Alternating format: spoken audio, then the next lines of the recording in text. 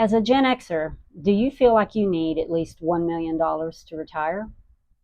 You've seen the articles that have come out that state people feel they need at least 1 million to retire. Some say 1.8 million.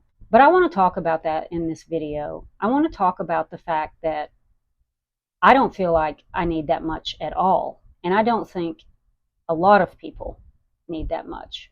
I feel like when these articles come out that it causes people to feel a sense of hopelessness, that there's no way I can save that much money to retire, so why even try? It's very discouraging, even for myself, when I see those articles. But I shake it off because I don't want those headlines or those clickbaity titles making me constantly feel bad about my current situation or even feel bad about my future. Now, I'm assuming in these articles that they are talking about a couple needing 1 million to retire. But from the perspective of this video, I'm going to talk about, as a solo retiree, what I feel like I need to comfortably retire. Let's first talk about Social Security. As a Gen Xer, I expect Social Security to be pretty much what it says it's going to be. Now, there can be some cuts, of course, that I can't foresee coming up in the future. But just for this video, I'm going to assume that when I log into my Social Security account and it tells me what my future benefits are going to be, then I'm going to assume that those numbers will be true. Now, depending on what age I start claiming my Social Security benefits, I could be looking at up to a 30-year or even more retirement. Over a 30-year time span, I could accumulate $500,000 to $750,000 in Social Security checks. Do I count that towards the million that they say we need to retire? Because if I count that, then I'm at least halfway there, maybe even 3/4 of the way there. I've also done some research on some other retirement websites, and some say that a solo person should be able to comfortably retire on $350,000. Of course, that's in today's money, and inflation will eat away at some of that amount. But what do you think? Do you lean more toward the having 1 million in your retirement savings? Or do you think you can count your Social Security, you can count the pension in towards that as well?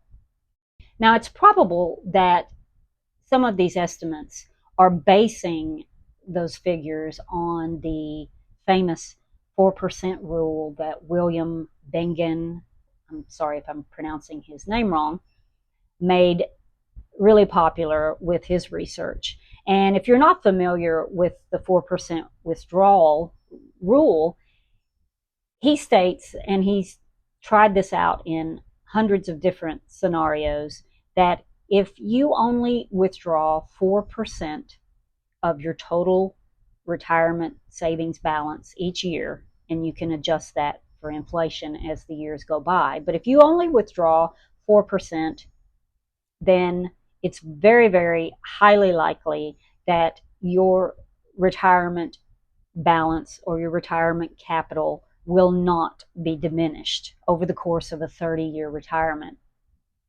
Now, I've looked at those figures, and in a lot of the cases, it preserves your capital so well that you actually, at the end of your life, you end up with more than what you started with, because you're going to leave it in the stock market to some degree to grow over that course of your retirement.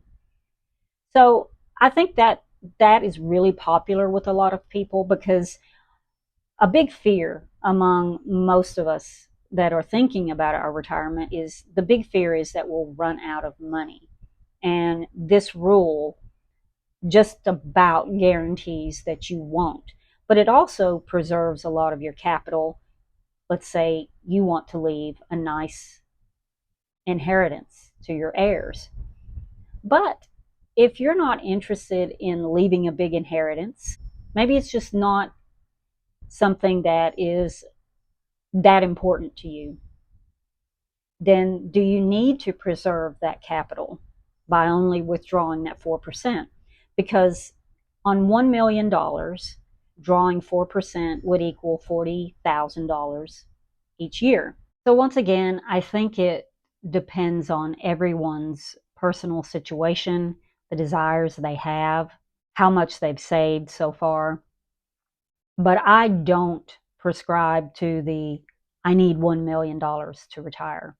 Now, if you want to live large in your retirement, you want to travel the world, you want to leave that big inheritance to your heirs, then maybe 1 million is something that you might shoot for.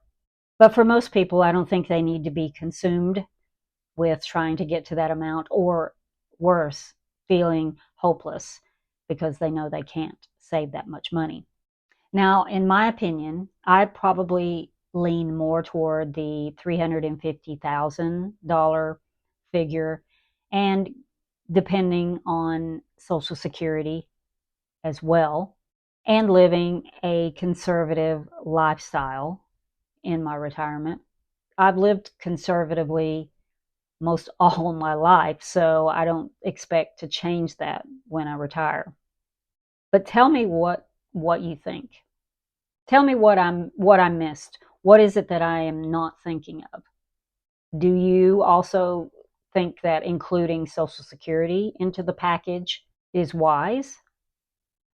Okay, thanks for tuning in today. If you like this kind of content, I would love for you to subscribe to my channel. And if you'd like to hear more about this topic regarding Gen Xers in the retirement, I have a good video for you to watch next, titled Half of Gen Xers Are Unprepared for Retirement. I'll link that right here. Okay, I hope you have a great week, and I will see you in the next video.